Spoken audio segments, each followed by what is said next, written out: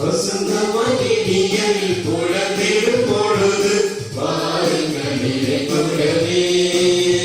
நிறை வாஞ்சை மனதுடன் விண்ணக தேவனை வழிபட வாருங்களே.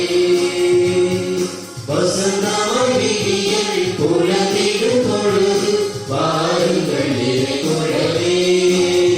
நிறை வாஞ்சை மனதுடன் விண்ணக தேவனை வழிபட வாருங்களே. இறை அருள் தரும் வழி இது, ஆதவன் மொழி இது, அற்புதமாகிட வாருங்களே. திருப்பலியில் கலந்திட கூறுங்களே. வசந்தமாய் விடியலில் புலம்பிடும் பொழுது வாருங்கள் நிறை கொள்ளவே.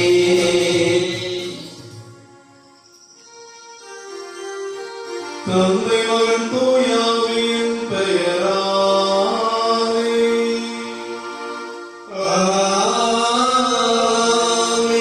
நம் ஆண்டவராகிய இயேசு கிறிஸ்துவின் அருளும் கடவுளின் அன்பும் தூயாவின் தோழமையும் உங்கள் அனைவரோடும் இருப்பதாலே.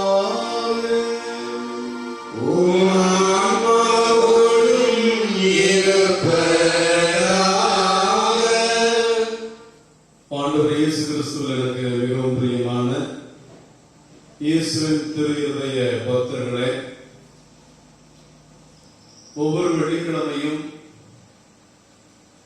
ஆண்டின் ஜூன் மாதமும் தலை வெள்ளிக்கிழமையும் நாம் தொடர்ச்சியாக திரு இருதய நினைவு பக்தியை நாம் கொண்டாடுகிறோம்.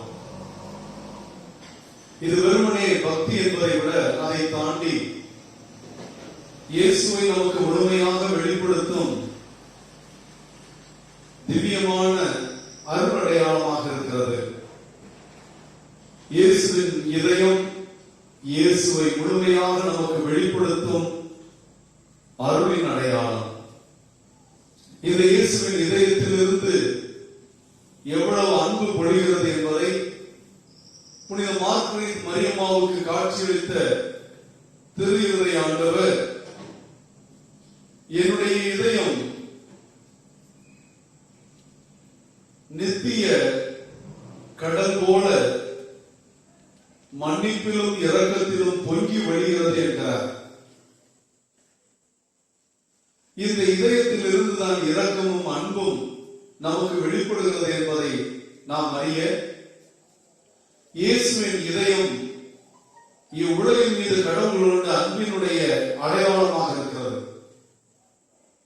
யோவான் 3:16 நாம் வாசிக்கின்ற கடவுளை உலகை எந்த அளவுக்கு அன்பு செய்தார் என்றால், தன் ஒரே பேரான மகனையே இவ்வுலகிற்கு கையளிக்கும் அளவிற்கு அன்பு செய்தார் என்று பார்க்கிறோம்.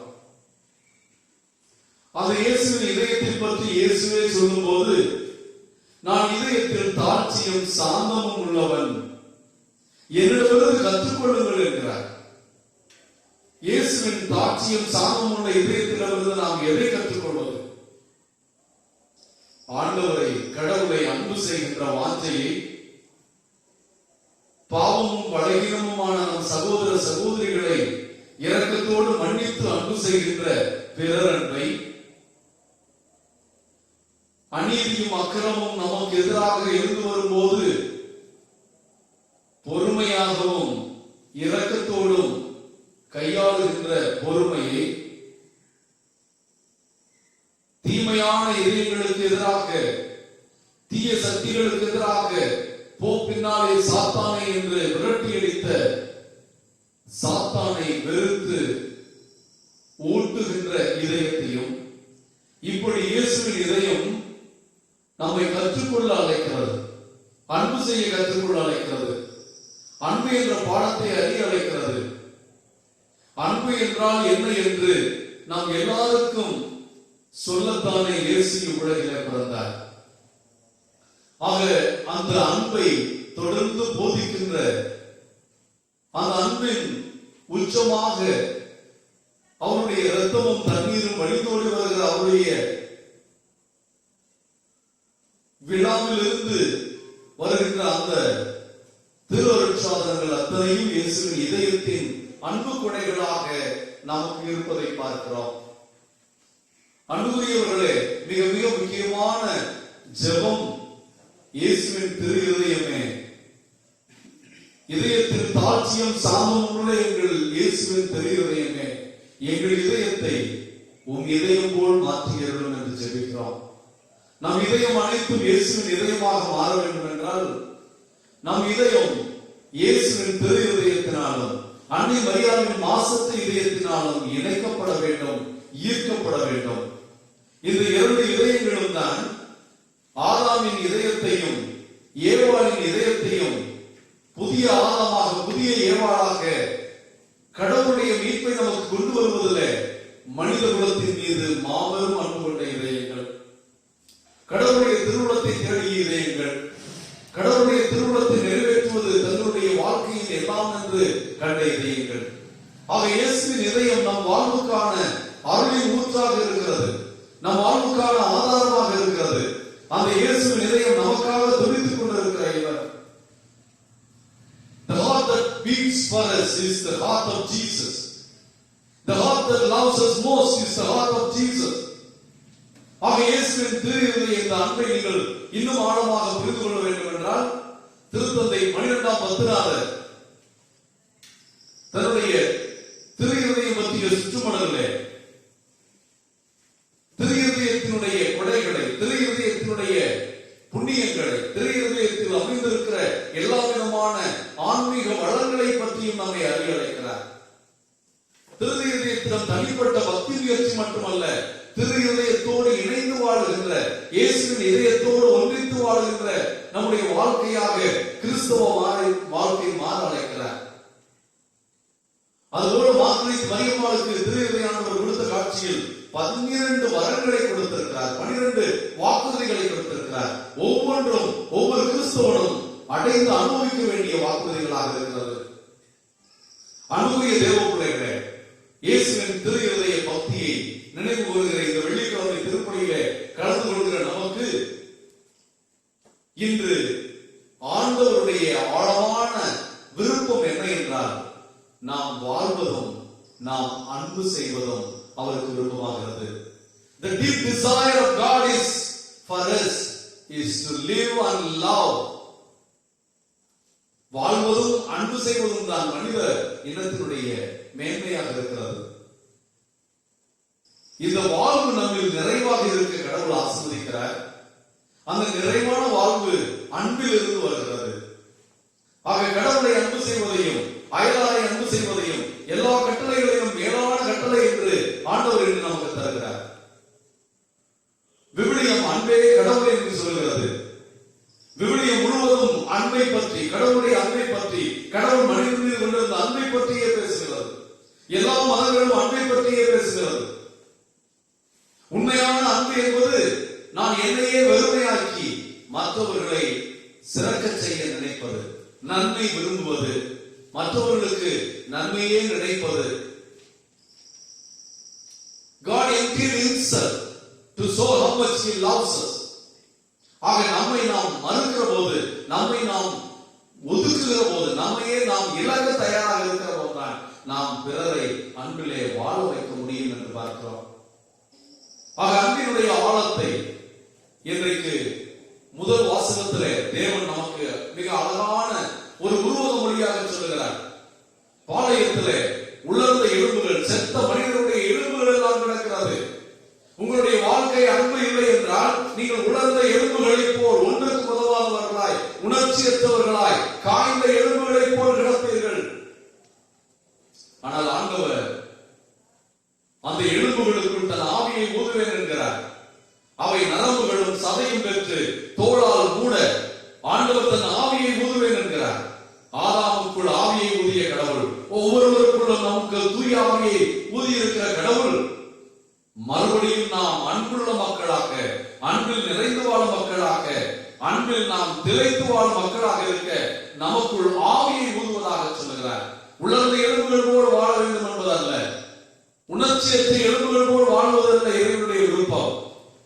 யோவான் 10:10 சொல்லுகிறாரே, நான் வாழ்வழிக்க வந்தேன், அந்த வாழ்வை நிறைவாக அளிக்க விரும்புகிறேன் என்றாரே.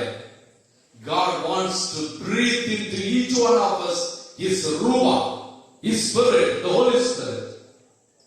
ஆகவே இந்த பரிசுத்த ஆவியானவர் அன்பின் அடையாளமாக இருக்கிறார், அன்பானவராக இருக்கிறார். ஆக நமக்குள் அன்பு இல்லாததினால்தான் நாம் வெறுமையாக பார்க்கிறோம். நாம் அன்பும் செய்வதில்லை, நம்மை மற்றவர்கள் அன்பு செய்வதை நாம் உணர்வதில்லை. நாம் அன்பு செய்ய வேண்டும் என்றால் கடவுள் நம்மை எவ்வளவு அன்பு செய்கிறார், கடவுளால் நான் எந்த அளவுக்கு அன்பு செய்யப்படுகிறேன், கடவுள் என்னை காக்கிற தேவனாக, அரணாக, கோட்டையாக, எனக்காக தன் மகனையை அனுப்புகிற அளவுக்கு என் மீது அன்பு கொண்டவராக இருக்கிறார், என்னை விலையேறப்பட்டவராக பார்க்கிறார். இதையெல்லாம் நாம் உணரத்தான் கடவுள் நம்மை எந்த அளவுக்கு அன்பு செய்கிறார் என்பதை அறியத்தான் கடவுளுடைய அன்பை பெற்றுக்கொள்ளத்தான் அதை நமக்குள் வைத்துக் கொள்ள முடியாது. அதை நாம் மற்றவரோடு பகிர்ந்து கொள்வோம். ஆக கடவுளை அன்பு செய்வதுதான் அன்பின் அடித்தளம். அப்படி அன்பு செய்கிற போதுதான் நாம் மற்றவர்களை அன்பு செய்ய முடியும். இந்த இரண்டு நிகழ்வுகளை அன்பின் மயமாக வாழ கிறிஸ்தவம் அன்பை போதிக்கும் மதமாக இருக்கிறது. அன்பே கிறிஸ்தவம். அன்புள்ளவர்களாக நாம் வாழும்போது நம்மிலே, நம் திருச்சபையிலே, நம் குடும்பங்களிலே நிறைவும் மகிழ்ச்சியும் அமைதியும் இருக்கும். இயேசுவின் திருவிடைய அன்பையும் அந்த அன்பினுடைய மேன்மையையும் அது அன்பு செய்யவும் நிறை அன்பிலே வாழவும் அழைக்கின்ற இந்த அற்புதமான நாளிலே தங்களுடைய 4வது திருமண நாளை இன்று சிறப்பித்து கொண்டாடி கொண்டிருக்கிற திருவாளர் ஜோசப் அன்புதாஸ், அவருடைய மனைவி திருமதி பிரிசில்லா சிந்தியா, இவர்கள் இருவரும் தங்கள் திருமணத்திலே இந்த இயேசுவின் இதயத்திலிருந்து வருகிற அன்பை தங்கள் இரு இதயங்களும் இணைத்து அந்த அன்புக்கு பிரதி அன்பு காட்டுகின்ற விதத்திலே தங்கள் திருமண வாழ்வில் செழிக்கவும், எல்லா அருளையும் பெற்று வாழவும், தங்கள் பெற்றோர்களோடும் குடும்பத்தாரோடும் மகிழ்ந்திருக்கவும் இந்த திருமண நாளை இறைவன் ஆசீர்வதிக்க, அவர்கள் குடும்பத்திலே மகிழ்ச்சி போக்க கடவுள் புனித சூசியப் பொருளியாக இயேசுவின் திருவிடைய அன்பு இவர்களுக்கு பொழியப்பட இந்த திருப்பலியிலே ஒழுக்கமாக ஜெபிப்போம். இயேசுவின் திருவிதயத்தை நோக்கி, இயேசுவின் திவ்யமான திருவிதயமே எங்கள் மேல் இரக்கமாயிரும், எங்கள் மேல் சிநேகமாயிரும் என்று ஜெபிக்கிற ஒவ்வொரு பிள்ளைகளும் இந்த அறிவுடன் திருத்தலத்தின் திருப்பீடத்திலிருந்து இந்த திருவிதை ஆண்டவருடைய திருப்பதியை காண்கிற எல்லா பிள்ளைகளும் அன்பிலே நிறைய நாம் ஜெபிப்போம். நம்முடைய திருத்தலத்தின் ஆசீர்வாதங்களுக்காக வேண்டுவோம். புதிய ஆலயத்தின் கட்டுமான பணிகளுக்கு மக்கள் ஜெபிக்கவும் தாராளமாக உதவும் கடவுள் அவர்களை ஆசீர்வதிக்கும்படி மன்றாடுவோம். உதவி செய்து கொண்டிருக்கிற ஒவ்வொருவரையும் ஆண்டவர் எதை அன்பால் நிரப்ப வேண்டும் என்றும் கடவுள் புனித சூசியப்புடைய பரிந்துரையால் ஆசீர்வதிக்கவும் மன்றாடுவோம். இந்த திருப்பலியை தகுந்தபடியில் ஒப்புக் கொடுக்க தடையாக இருக்கிற நம் குற்றம் குறைகளுக்காக மனம் வருந்தி மன்னிப்பு கேட்போம். எல்லாம் வல்ல இறைவனிடமும் சகோதர சகோதரிகளிடமும் நான் பாவத்தை ஏற்றுக்கொள்கிறேன். ஏனெனில் சிந்தையாலும் சொல்லாலும் செயலாலும் கடவுள் தவறுகளாலும் பாவங்கள் பல செய்தேன். என் பாவமே, என் பாவமே, என் பெரும் பாவமே. ஆகையால் எப்பொழுது வானதூதர் புனிதர்களையும் சகோதர சகோதரிகளே உங்களையும் நம் இறைவனாகிய ஆண்டவரிடம் எனக்காக வேண்டிக் கொள்ள மன்றாடுகிறேன். எல்லாம் இறைவன் மீது இரக்கம் வைத்து நம் பாவங்களை எல்லாம் மன்னித்து நம்மை முடிவில்லாத வாழ்வுக்கு அழைத்து செல்வாராக. ஆமென்.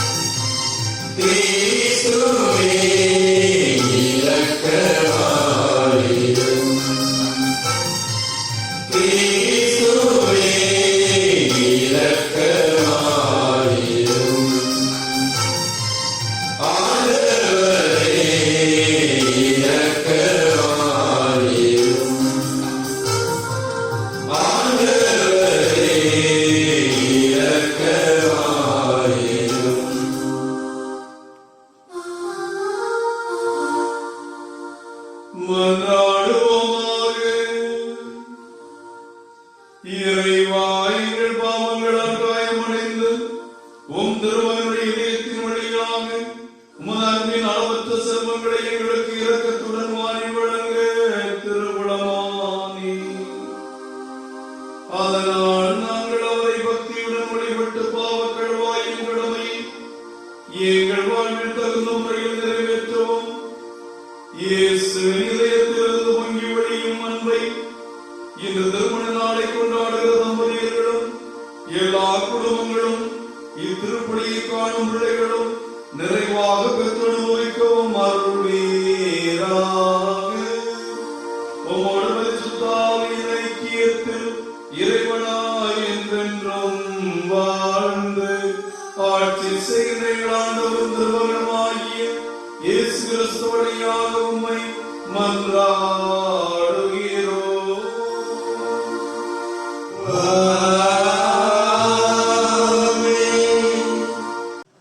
முதல் வாசகம்.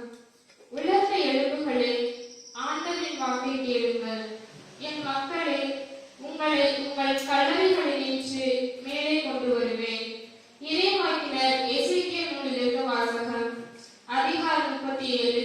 இறைவனின் உயிருள்ள வார்த்தைகள் 1 முதல் 14 முடிய. அந்நாட்களில் ஆண்டவரின் ஆற்றல் என் மீது இறங்கியது. அவர் என்னை தம் ஆவியால் தூக்கி கொண்டு போய் பள்ளத்தாக்கின் நடுவில் நிறுத்தினார். அங்கே எலும்புகள் மிகுதியாய் கிடந்தன. அவர் அவற்றை சுற்றி என்னை நடத்தி சென்றார். அங்கே பள்ளத்தாக்கின் நடுவில் மிக பல எலும்புகள் கிடந்தன. அவை மிகவும் உலர்ந்தவையாய் இருந்தன. அவர் என்னிடம், மானிடா, இந்த எலும்புகள் உயிர் பெற முடியுமா என்று கேட்டார். நான், தலைவராகிய ஆண்டவரே, உமக்கு தெரியுமே என்று மறுமொழி அளித்தேன்.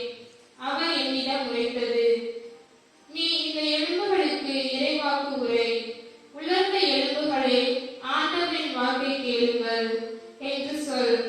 தலைவராகிய ஆண்டவர் இந்த எலும்புகளுக்கு இவ்வாறு கூறுகிறார், நான் உங்களுக்குள் உயிர் மூச்சு புகச் செய்வேன். நீங்களும் உயிர் பெறுவீர்கள். நான் உங்களை நரம்புகளால் கொடுப்பேன். உங்கள் மேல் சதையை கருவுவேன்.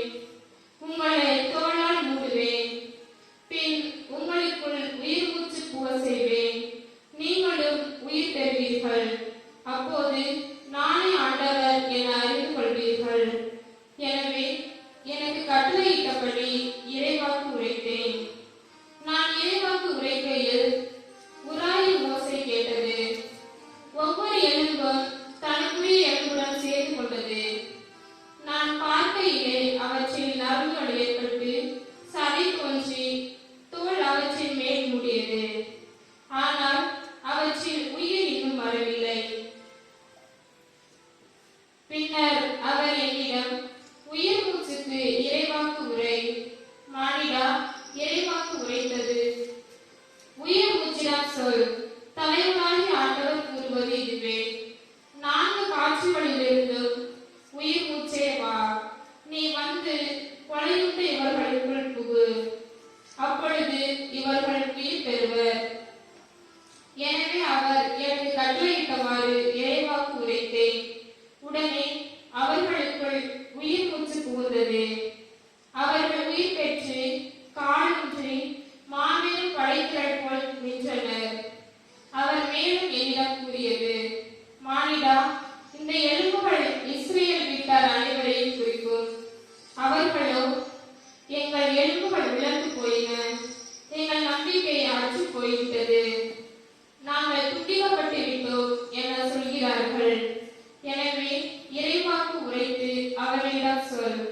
தலைவராகிய ஆண்டவர் கூறுவது இதுவே, என் மக்களே, இதோ நான் உங்கள் கல்லறைகளை திறக்கப் போகிறேன்.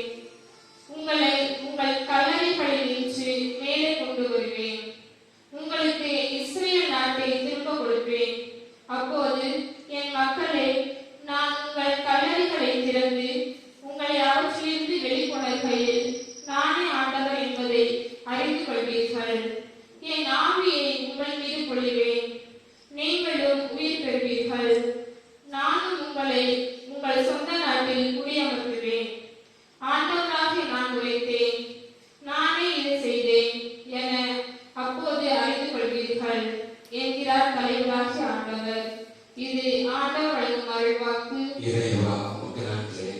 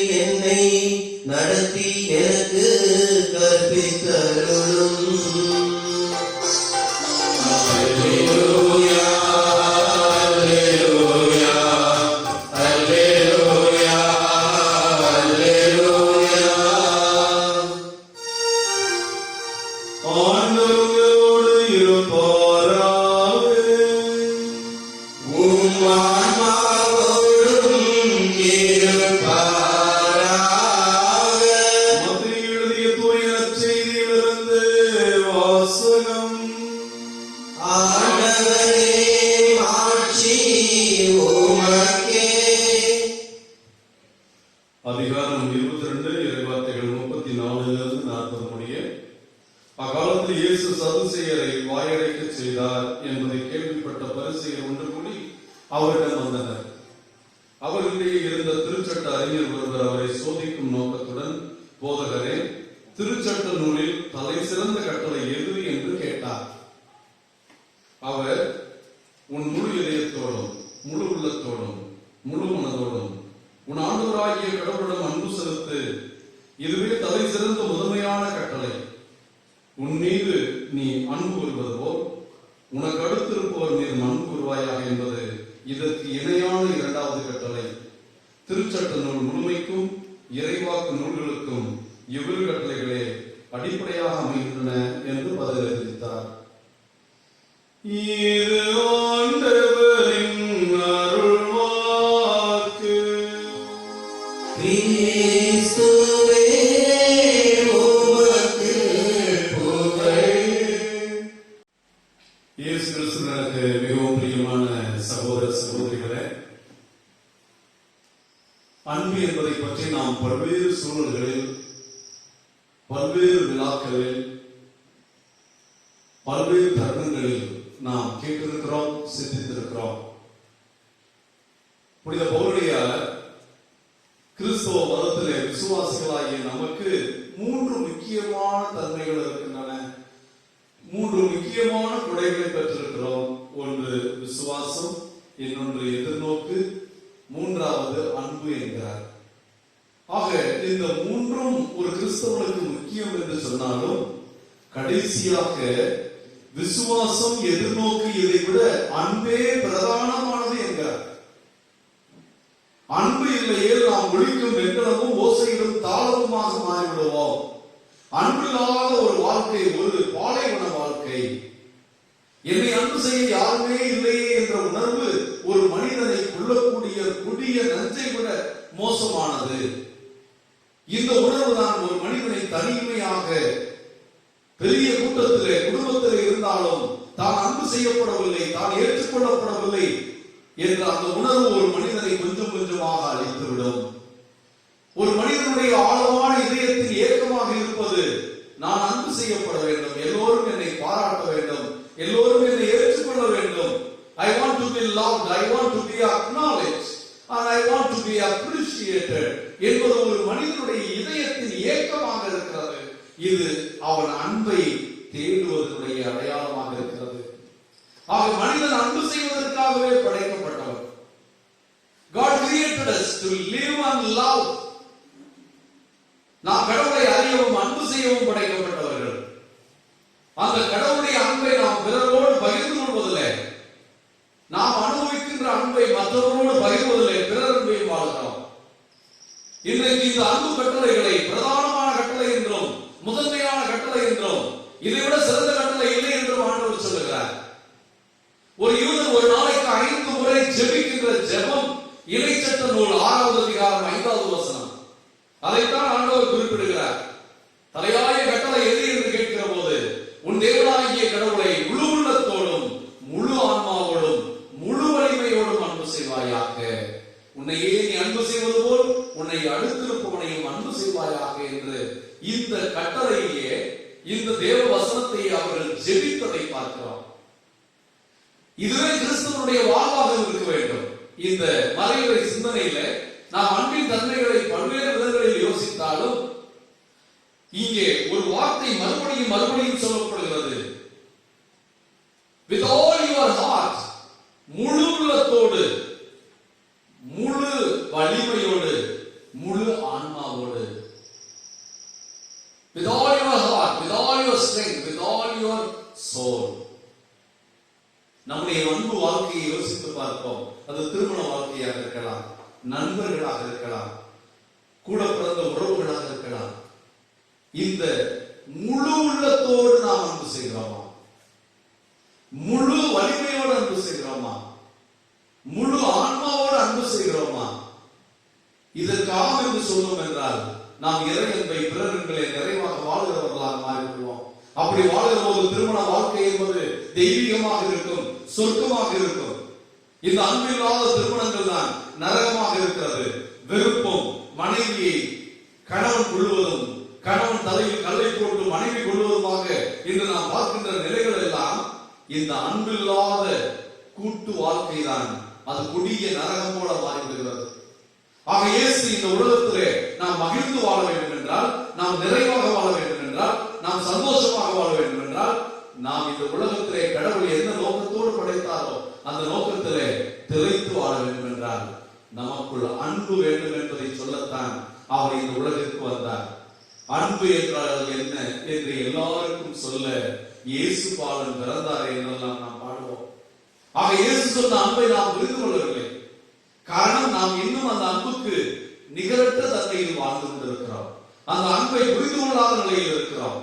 ஆக நாம் தனிப்பட்ட விதத்தில் என்னை நாம் மறக்கிற போதுதான் நான் அன்பை வாழவே தொடங்குகிறேன். சுயநலம் என்பது அன்பில் சுத்தமாக இருக்க முடியாது. தன்னலம் என்பது அன்பில் சுத்தமாக இருக்க முடியாது. ஆகவேதான் அன்பு என்றால் என்ன என்று கேட்டபோது புனித அகஸ்தீனார் சொன்னார், அன்பு என்பது நன்மை விரும்புவது. Love is to wish good to everybody, to everywhere, at all time. எல்லா இடத்திலும் எங்கும் எப்பொழுதும் நன்மை விரும்புவதுதான் அன்பு என்றால், ஒரு கணவன் மனைவிக்கு எப்பொழுதும் எங்கும் எல்லா இடத்திலும் நன்மை விரும்பினார்.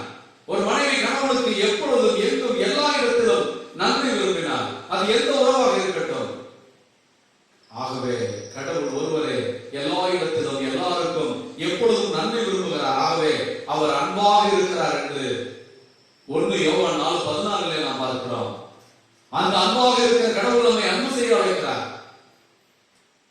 அந்த அன்பை பிறரோடு பகிர்ந்து வாழ அழைக்கிறார். கடவுளை அன்பு செய்யவும், அந்த கடவுளை அன்பு செய்வது உண்மை என்றால் எல்லோரையும் அன்பு செய்யவும். நம்முடைய அன்பு வளையத்திற்குள் வேண்டாதவர்கள் என்று இருக்கவே முடியாது. ஒரு கிறிஸ்தவன் யாராவது ஒருவரை தன்னுடைய அன்பில் இருந்து புறக்கணிக்கிறார் என்றால் அவன் கிறிஸ்தவனாக வாழ முடியாது. காரணம், நாம் கடவுளை அன்பாக இருக்கிறார். அன்பாக இருக்கிறவன் தான் கிறிஸ்தவனாக இருக்க முடியும். ஆக இந்த அன்பின் மேன்மையை நாம் உணர்ந்து கொள்ள இஸ்ரவேல் மக்கள் பபிலோனிய அடிமைத்தனத்திலே இருக்கிறார்கள். இனிமேல் இஸ்ராயேல் நாடு, ஆண்டவர் எங்களுக்கு வாக்களித்த தேசம், ஜெருசலேம் நகரம், ஆலயம், இதெல்லாம் எங்களுக்கு கனவுதான். நாங்கள் 100 ஆண்டுகளுக்கு மேலாக அடிமைகளாக இருக்கிறோம். எங்கள் வாழ்க்கை செத்து போய்விட்டது. எங்கள் வாழ்க்கையில் அன்பு இல்லை. கடவுள் எங்களை அன்பு செய்வதாக சொன்னார், எங்களோடு உடன்படிக்கை ஏற்படுத்தினார். ஆனால் அவர் எங்களை கைவிட்டு விட்டார். நாங்கள் அன்பற்று போனோம். அந்நிய நாட்டிலே அடிமைகளை போல் வாழ்கிறோம் என்ற நம்பிக்கை சுத்தம் இல்லாமல், சுத்தமாக நம்பிக்கை இழந்து அன்பிலிருந்து வாழ்ந்து கொண்டிருந்த அந்த மக்களுக்கு அன்பின் தேவன் எசேக்கியேல் இறைவாக்கினரை இந்த மக்களுடைய வாழ்க்கை எப்படி இருக்கிறது என்று காட்ட ஒரு பள்ளத்தாக்கிற்கு அழைத்து செல்கிறார். செத்தவர்களுடைய எலும்புகள் எல்லாம் காய்ந்து போய் கிடக்கிறது. அந்த காய்ந்த எலும்புகளை காட்டு, என் மக்கள் இஸ்ரவேல் மக்கள் இப்படித்தான் இருக்கிறார்கள். என்னை புறக்கணித்ததனால், என்னை அன்பு செய்ய மறந்ததனால், என் அன்பிலே நிலைத்திருக்க மறந்ததனால், ஒருவரை ஒருவர் அன்பு செய்து ஆண்டவரை போற்றி வாழாததனால் அவர்கள் அனைவரும் செத்து போனவர்களாய் அந்நியர்களுடைய குடுமையில் வாழ்ந்து கொண்டிருக்கிறார்கள். ஆனால் நீ போய் இறைவாக்குரை, யாருக்கு? செத்த எலும்புகளுக்கு, காய்ந்து போன எலும்புகளுக்கு இறைவாக்குரை.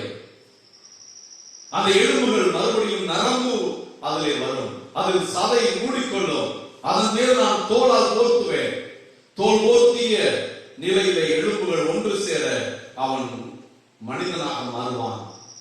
அப்பொழுது என்னுடைய ஆவியை நான் ஊதுவேன், அவன் உயிர் பெற்று எழுவான். மறுபடியும் என் மக்களை கூட்டிக் கொண்டு வருவேன். அவர்கள் பபிலோனிலிருந்து வந்து எருசலேமிலே ஆலயத்தை கட்டுவார்கள், இஸ்ரவேல் நாட்டை கட்டி எழுப்புவார்கள். அன்பின் மக்களை நான் கட்டி எழுப்புவேன். I will restore my people because I love them so much என்று சொல்வதுதான் இன்றைய முதல் வாசகம்.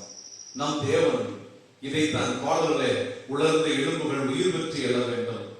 அன்புக்குரிய தேவ பிள்ளைகளே, நம் குடும்பங்களிலே அன்பின்மையினால், பகைமையினால், பழிவாங்கும் எண்ணத்தினால், தியாகமற்ற தன்மையினால், சந்தேக புத்தியினால் நம் குடும்பங்களை உலர்ந்த எலும்புகளாக, காய்ந்த எலும்புகளாக, உயிரற்ற பிணங்களாக நாம் வாழ்ந்து கொண்டிருக்கலாம். ஆண்டவர் உலர்ந்த எலும்பு போல இருக்கிற நமக்குள் பரிசுத்த ஆவியை ஊதி அன்பின் மக்களாக, அருளின் மக்களாக, அன்பு செய்து வாழும் மக்களாக, மன்னித்து வாழும் மக்களாக வாழ அழைக்கிறார். நாம் திருமணங்களை புதுப்பித்துக் கொள்வோம். ஆண்டவருடைய ஆவி நம் திருமணங்களுக்கு ஊதப்படுவதற்கு அனுமதிப்போம். ஆவியின் வல்லமையிலே நாம் வாழ்வோம்.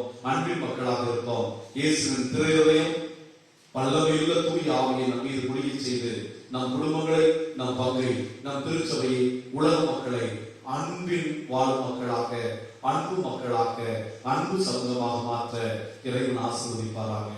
ஆமென்.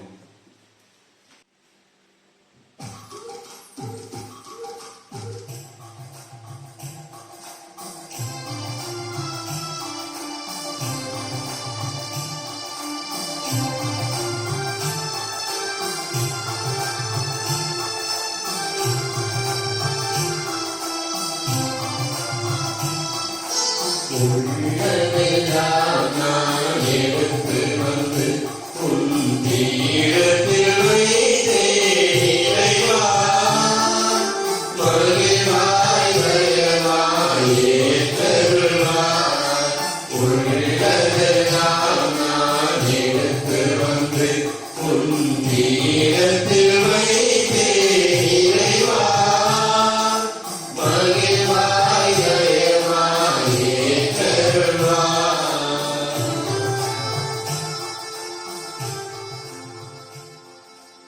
அன்புக்குரிய இறை மக்களே, உங்களுடையதும் என்னுடையதுமான திருவிழை ஆண்டவர் திருப்பணி எல்லாம் உள்ள தந்தையாகிய கடவுளுக்கு ஏற்றதாக முடிவு செய்யுங்கள். ஆண்டவர் தம் பெயரின் புகழ்ச்சிக்காகவும் மாட்சிக்காகவும் நமது நன்மைக்காகவும் புனித திருசபை அனைத்தின் நலனுக்காகவும் உமது கையெழுத்துகளை ஏற்றுக்கொள்வாராக.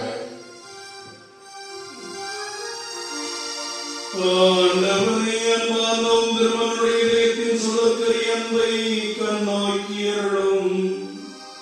அதனால் நாங்கள் ஒப்புக் கொடுப்பது உமக்கு உகந்தபடியாக மாறி எங்கள் பாவங்களுக்கு கழுவாயாக அமைவதாக எங்கள் ஆண்டவராகிய கிறிஸ்து வழியாக உம்மை மன்றாடுகிறோம்.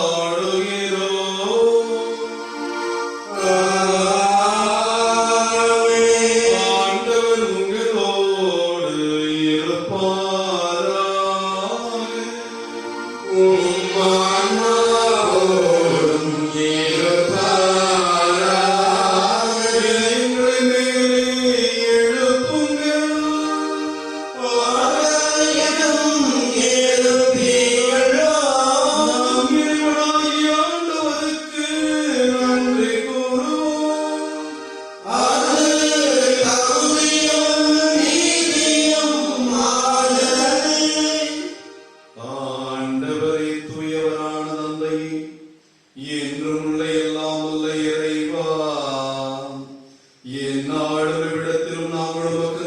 செலுத்துவது மெய்யாகவே தகுதியும் நீதியுமாகும். எங்கள் கடமையும் மீட்புக்குரிய செயலுமாகும். சிலுவையில் உயர்த்தப்பட்ட கிறிஸ்து வியப்புக்குரிய அன்பினால் தம்மையே எமக்காக கையளித்தார். குத்தி திறக்கப்பட்ட விழாவிலிருந்து இரத்தமும் தண்ணீரும் வழிந்தோடச் செய்தார். இதிலிருந்து அவையினருடைய ஆழங்கள் வெளிப்பட்டன. எவ்வாறு மீட்பரின் திறந்த இதயத்திலும் அனைவரும் மீட்கப்பெறவும் மீட்படைக்கும் ஒற்றுகளிலிருந்து மகிழ்ச்சியுடன் பகிர்ந்து கொள்ளவும் செய்தருளினார். ஆகவே புனிதமான தூதரனைகளுடன் நாங்களும் ஒன்று சேர்ந்து உம்மை புகழ்ந்து போற்றி ஒரே குரலாய் பாடுவதாவது.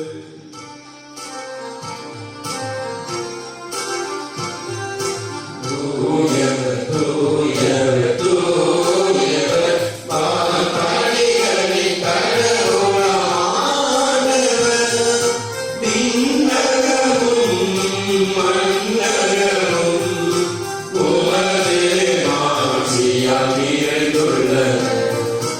உன்னதங்களிலே ஓசானா, உன்னதங்களிலே ஓசானா. ஆண்டவர் திருப்பெயரால் வருபவர் ஆசி பெற்றவர். உன்னதங்களிலே ஓசானா, உன்னதங்களிலே ஓசானா.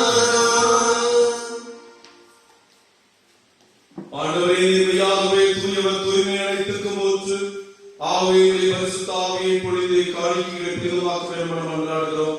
இவ்வாறு எங்கள் ஆண்டவர் இயேசு கிறிஸ்துவின் திருவுடலும் திருரத்தமுமாக இவை எங்களுக்கு மாறுவதாக. அவர் பாடுபட மனமுவந்து கையளித்த போது அப்பத்தை எடுத்து தந்தையாகிய கடவுளுக்கு நன்றி செலுத்தி தம் சீடர்களுக்கு அளித்து அவர் கூறியதாவது: அனைவரும் இதிலிருந்து பெற்று உண்ணுங்கள், ஏனெனில் இது உங்களுக்காக கையளிக்கப்படும் என் உடல்.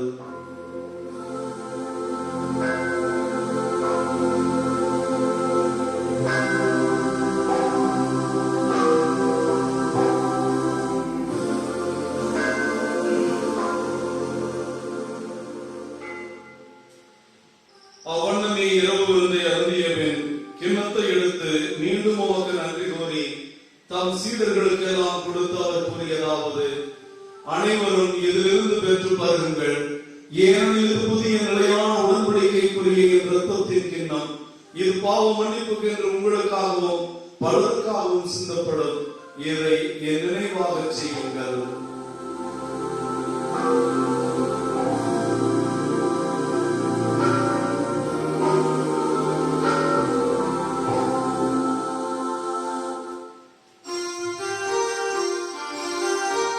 இறை நம்பிக்கையின் அறிவொள். ஆண்டவரே,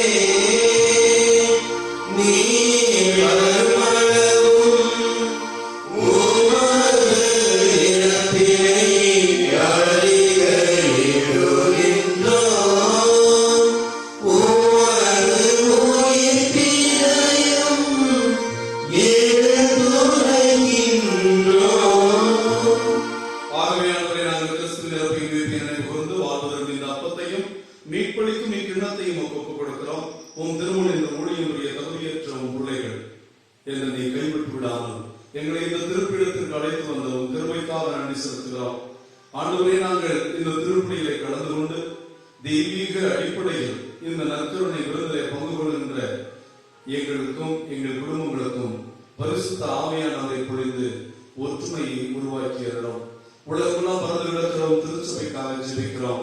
எங்கள் திருத்தந்தை பிரான்சிஸ், எங்கள் ஆயர் தேவதாஸ் அம்புரோஸ், எல்லா திருநிலைகளாகிய அனைவரோடும் முதல் திரு அவையை அன்பின் நிறைவை அடைய செய்திருக்கிறோம்.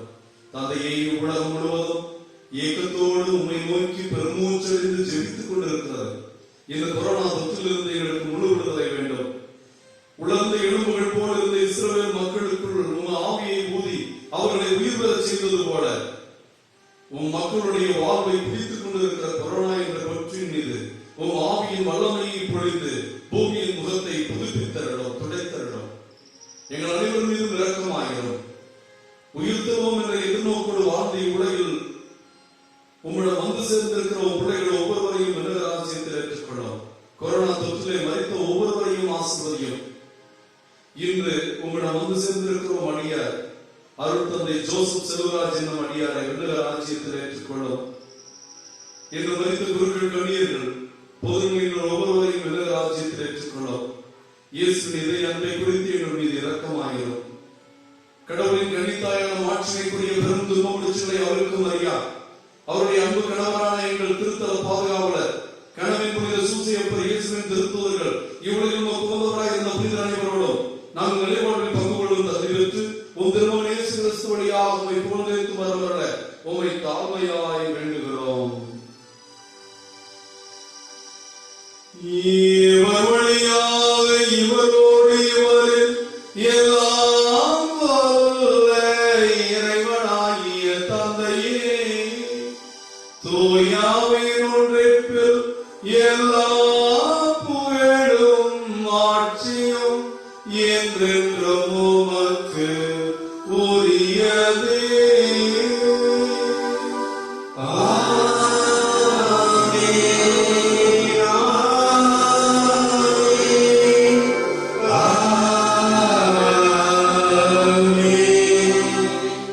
மீட்பரின் கட்டளையால் கற்பிக்கப்பட்ட தேவ படிப்பினையால் பயிற்சி பெற்றுள்ள நாம் அன்பற்று அன்பு இல்லாததனால் அன்பு செய்யப்படாததனால் எங்களுக்கு அன்பு செய்ய யாருமே இல்லையே என்று உணர்கிற பிள்ளைகளுக்காக இந்த திருமண நாளை கொண்டாடுகிற பிள்ளைகள், பிறந்த நாளை கொண்டாடுகிற பிள்ளைகள், பிரிந்து கிடக்கிற தம்பதியர்கள் இவர்கள் அனைவருக்கும் ஆண்டவருடைய வல்லமையான தெய்வீக அன்பு அவர்களை ஒன்று சேர்த்து குடும்ப வாழ்விலும் தனிப்பட்ட வாழ்விலும் மகிழ்ச்சியும் அன்பும் திளைக்க நாம் கரம் விரித்து அன்பின் தேவனிடம் ஜெபிப்போம். வெண்ணுலகில் இருக்கிற எங்கள் தந்தையே, உமது பெயர் தூயதென போற்றப்படுக, உமது ஆட்சி வருக, உமது திருவுளம் விண்ணுலகில் நிறைவேறுவது போல மண்ணுலகிலும் நிறைவேறுக. எங்கள் அன்றாட உணவை இன்று எங்களுக்கு தாரும். எங்களுக்கு எதிராக குற்றம் செய்வோரை நாங்கள் மன்னிப்பது போல எங்கள் குற்றங்களை மன்னியும். எங்களை சோதனைக்கு உட்படுத்தாதேயும், தீமையிலிருந்து எங்களை விடுவித்தருளும். ஆண்டவரை தீமை அனைத்திலிருந்தும் எங்களை விடுவித்து எங்கள் வாழ்நாளில் அமைதியை கொடையாக வழங்க வேண்டுகிறோம். உமது இரக்கத்தின் உதவியால் பாவத்திலிருந்தும் பாவத்தின் கொடுமைகளிலிருந்து விடுதலை பெற்று எந்த கலக்கமும் பயமும் இல்லாமல் நாங்கள் நலமாய் இருப்போமாக. நாங்கள் நம்பியிருக்கும் பேர்ப்பு வாழ்வையும் எங்கள் ஆண்டவர் இயேசுவின் இரண்டாம் வருகையும் மகிழ்ச்சியோடு எதிர்பார்த்திருக்கின்றோம். ஆட்சியும் வல்லமையும் மாட்சியும் என்றென்றும் உமதே. ஆண்டவராகிய இயேசு கிறிஸ்துவே, அமைதியை உங்களுக்கு விட்டு செல்கிறேன், என் அமைதியை உங்களுக்கு தருகிறேன் என்று சீடர்களுக்கு வாக்களித்தேன். அன்பற்ற அமைதியற்ற குடும்பங்களுக்காக ஜெபிக்கிறோம். எங்களுக்கும் எங்கள் குடும்பங்களுக்கும் உண்மை ஏறெடுக்கிற எல்லா பிள்ளைகளுக்கும் இயேசுவின் இதய அன்பையும் சமாதானத்தின் அதனோட திருவிழம் கொள்கிறாங்க. என்றென்றும் வாழ்ந்து ஆட்சி செய்கின்றவர் நீரே. ஆமென். ஆண்டவர் இயேசு கிறிஸ்துவின் அமைதி உங்கள் அனைவரோடும் இருப்பதாக. உம் ஆன்மாவோடும் இருப்பதாக. ஒருவருக்கொருவர் ஆண்டவர் இயேசு கிறிஸ்துவின் அமைதியை பகிர்ந்து கொள்வோம். அமைதி.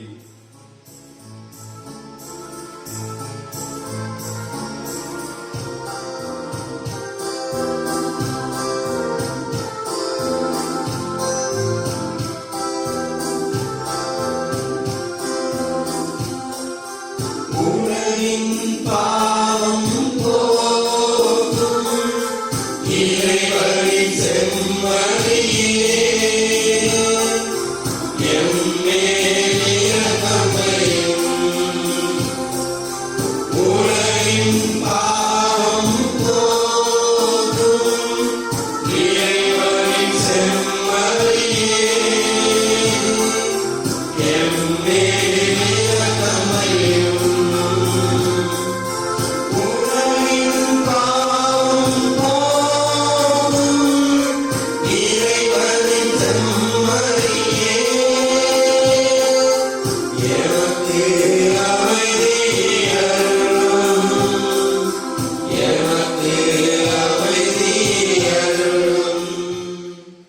அன்பார்ந்த தேவ பிள்ளைகளை, நாம் ஆண்டவர் இயேசு கிறிஸ்து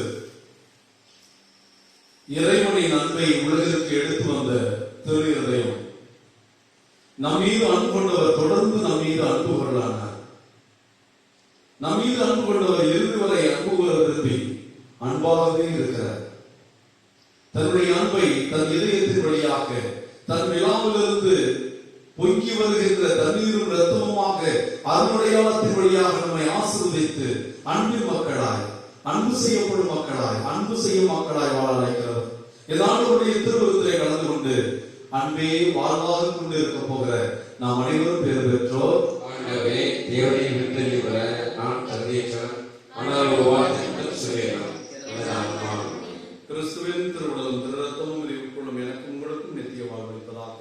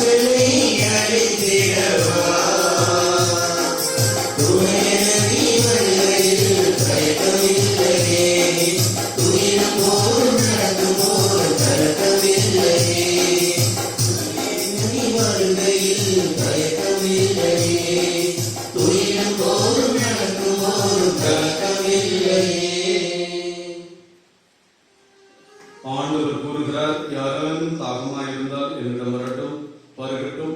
என்னிடம் நம்பிக்கை கொள்வோர் உள்ளத்திலிருந்து வாழ்வதும் தண்ணீர் ஆராய் பெருக்கெடுத்து ஓடும். அல்லேலூயா. நன்றி கூறி மன்றாடுவோமாக.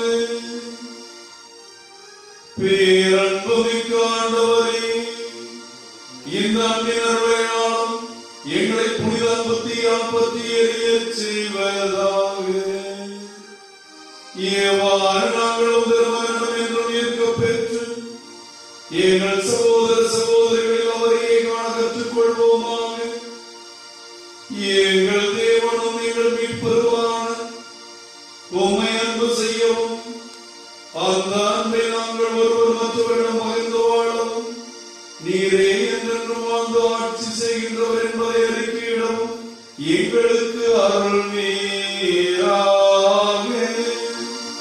எங்கள் ஆண்டவராகிய கிறிஸ்து வழியாக உம்மை மன்றாடுகிறோம்.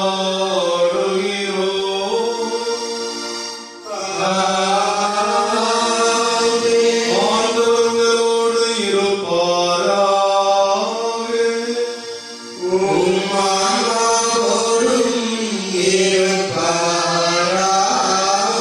எல்லாம் வல்ல இறைவன் பிதா, சுதன், பரிசுத்தாவி உங்களையும் உங்கள் குடும்பங்களையும் திரு இருதயாண்டவருடைய தேவ அன்பால் நிறைவாக ஆசீர்வதிப்பாராக.